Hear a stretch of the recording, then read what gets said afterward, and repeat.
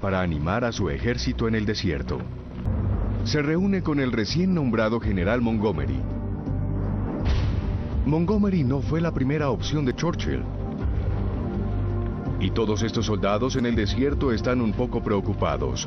Británicos, australianos, neozelandeses, sudafricanos y miembros de las fuerzas francesas libres. En cuanto llega, Montgomery, el hijo de un clérigo, ordena imponer un nuevo programa de reglas estrictas y disciplina. Es cauto. Espera que su ejército sea superior en cuanto a hombres y equipo, fortalecido con los nuevos tanques estadounidenses Sherman, fabricados para dar velocidad y fuerza. En Londres, Churchill comunica a sus conciudadanos las primeras buenas noticias de la guerra. This is not the end. It is not even the beginning of the end. But it is perhaps the end of the beginning.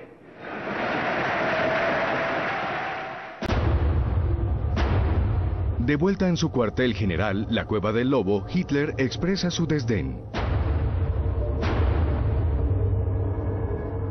Dice, solo es un retraso, la guerra seguirá.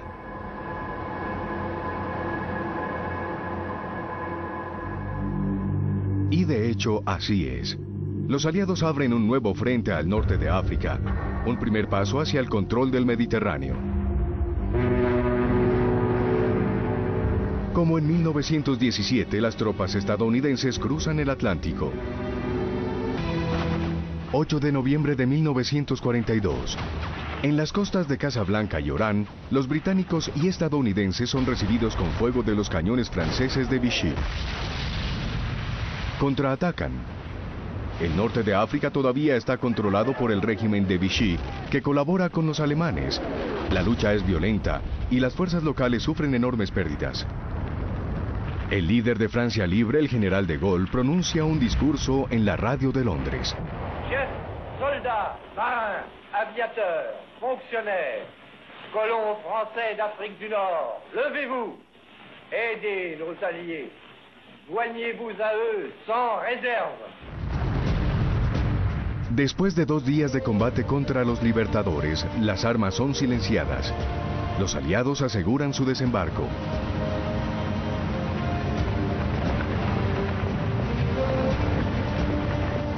Argel.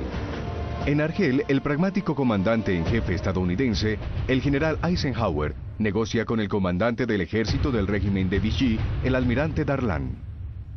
Darlan es uno de los colaboradores más empecinados de Francia e incluso conoce a Hitler en persona. Decide cambiar de bando y las fuerzas francesas en Argelia y Marruecos se unen a los aliados. Unas semanas después, Darlan es asesinado por un combatiente de la resistencia francesa. Muchos de los franceses en el norte de África reciben calurosamente a los soldados estadounidenses. Los suavos y el ejército francés de África también sienten alivio. No querían dispararles. De hecho, pronto lucharán hombro a hombro con ellos, como casi todos los colonos franceses. También los soldados indígenas, como eran llamados en ese entonces, los integrantes de las unidades marroquí y argelina. El eje fascista anticipó que los aliados entrarían a Túnez, un territorio controlado todavía por el régimen de Vichy, y esto permite que los alemanes se queden. 9 de noviembre de 1942. Rommel se retira hacia Túnez. 2 días después, para afianzar la costa mediterránea, Hitler invade el sur de Francia, que hasta entonces era una zona libre sin ocupar. Las órdenes de Hitler son tomar el puerto de Toulon, donde tiene su base la mayor parte de la armada de Vichy. Con su tambaleante autonomía ahora en riesgo, los almirantes de Vichy deciden barrenar su flota. Proceden a hundir sus propias embarcaciones para impedir que caigan en manos de los alemanes o de los aliados. Ese es el balance trágico de la política del régimen de Vichy, y no son buenas noticias para Hitler. Frente de Stalingrado, 18 de noviembre de 1942. A 3.000 kilómetros de la zona de resistencia francesa, a las afueras de Stalingrado, los alemanes disfrutan de una breve tregua detrás de las líneas, antes de volver a luchar contra los soviéticos para eliminar los focos restantes de resistencia. Los flancos del ejército alemán son defendidos por unidades de los países satélite del Reich, rumanos, húngaros e italianos, que no tienen la más mínima idea del peligro que acecha a la vuelta de la esquina.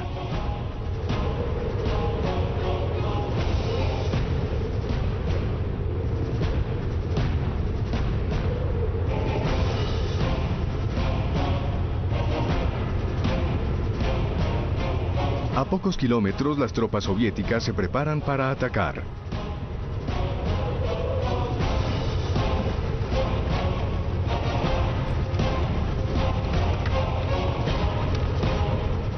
Están listos para luchar y hay más de 1 millón de ellos. Atacarán las unidades más débiles del enemigo para rodear el ejército alemán que ocupa Stalingrado.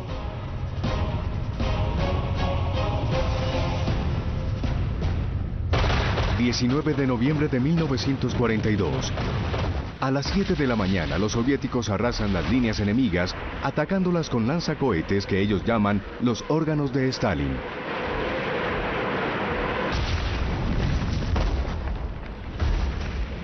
El enorme ejército de Zhukov lanza la ofensiva.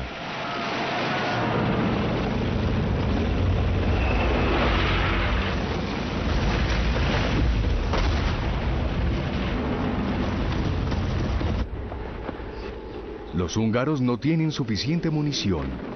Los rumanos no tienen ninguna arma antitanques. Ellos, así como los italianos, pierden a muchos de sus hombres.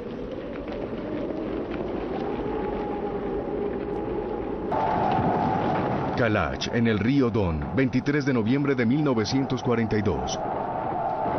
Los ejércitos soviéticos del norte y el sur se reúnen. Camarógrafos soviéticos usan sus habilidades para glorificar el momento. Los alemanes ven cómo los tanques soviéticos cierran el círculo a su alrededor. El sexto ejército del general Paulus queda atrapado dentro de Stalingrado.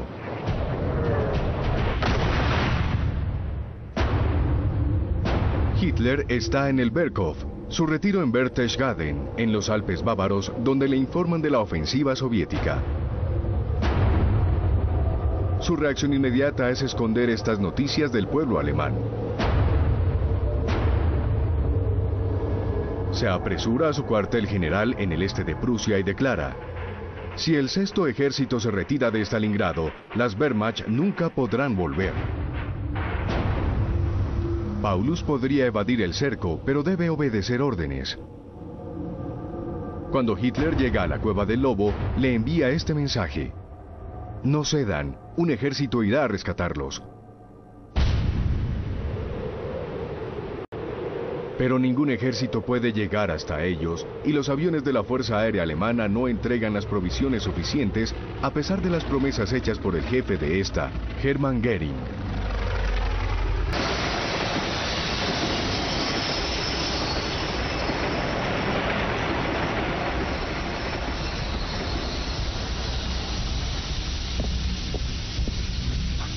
Mussolini, que acaba de perder un ejército en Stalingrado, busca la manera de volcar la atención alemana hacia el norte de África.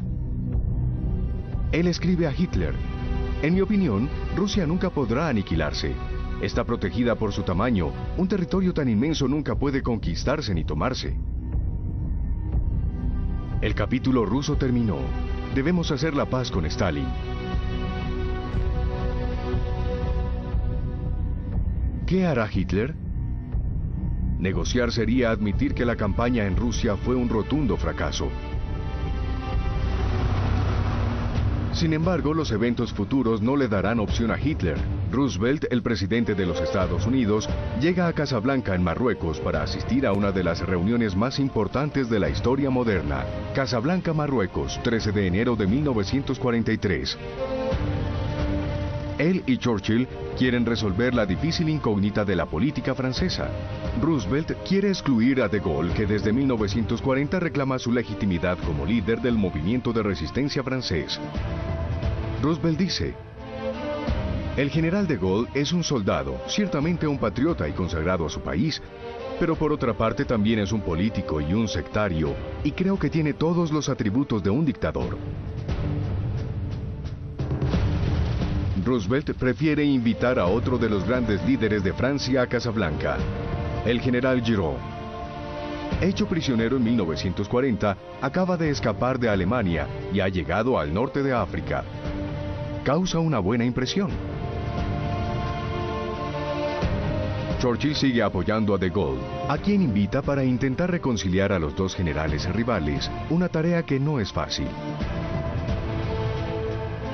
Roosevelt y Churchill concuerdan en que una cooperación futura entre los dos adversarios es necesaria para salvar a Francia. Es evidente que Roosevelt tiene mayor aprecio por Giraud que por de Gaulle.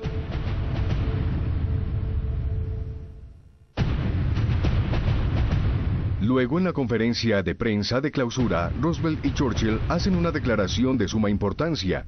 Con gran vehemencia pronuncian las palabras que de aquí en adelante se volverán el credo de los aliados: rendición incondicional de Alemania, Japón e Italia.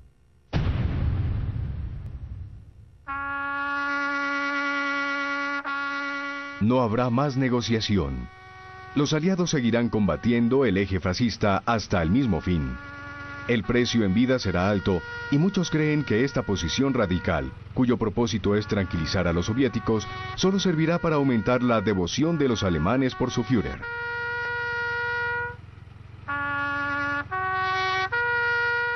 Stalin está satisfecho. Temía que Hitler concluyera una paz separada con los aliados para orientar todas sus fuerzas contra Rusia. Lanza su ofensiva para aniquilar la bestia que todavía acecha en las ruinas de Stalingrado. Los soviéticos llegan al centro de la ciudad. Más allá de la bandera roja está la tienda Univermag, donde el comandante del Sexto Ejército, el general Friedrich Paulus, se atrinchera. Sus hombres se rinden. 31 de enero de 1943. El día anterior Hitler lo promovió a mariscal de campo pensando que eso lo forzaría a suicidarse para salvar su honor. Paulus, sin embargo, al borde del colapso, debilitado por la disentería y harto de las absurdas órdenes de Hitler, se deja capturar. Paulus colabora con los soviéticos y testificará en los juicios de Nuremberg contra sus otrora comandantes, como Kittel.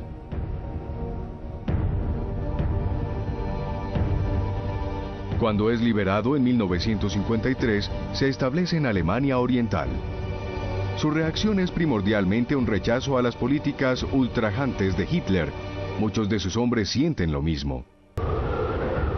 Solo podemos imaginar cómo se sintieron las personas en los países ocupados. Después de la derrota alemana en Stalingrado, se reaviva la esperanza. Las transmisiones de las noticias alemanas no muestran ninguna de estas imágenes, y Hitler dice: no debemos usar la palabra rendición, debemos explicar que nuestros hombres no pudieron recibir provisiones y por eso fueron vencidos. Tenemos que usar la palabra sacrificio.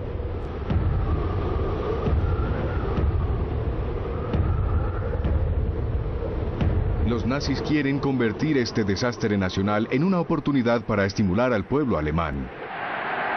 Berlín, Palacio de los Deportes, 18 de febrero de 1943. El ministro de Propaganda Goebbels asume la tarea de encaminar toda la energía y recursos de la nación hacia este fin.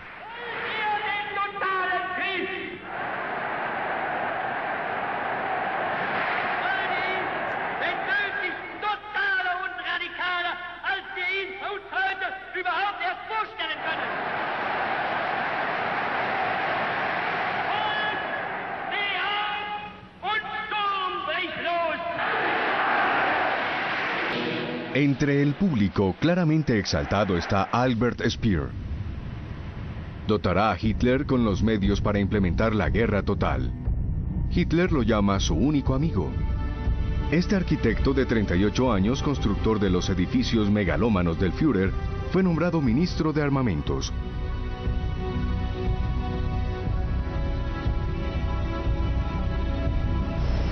Speer le da nueva importancia a la industria bélica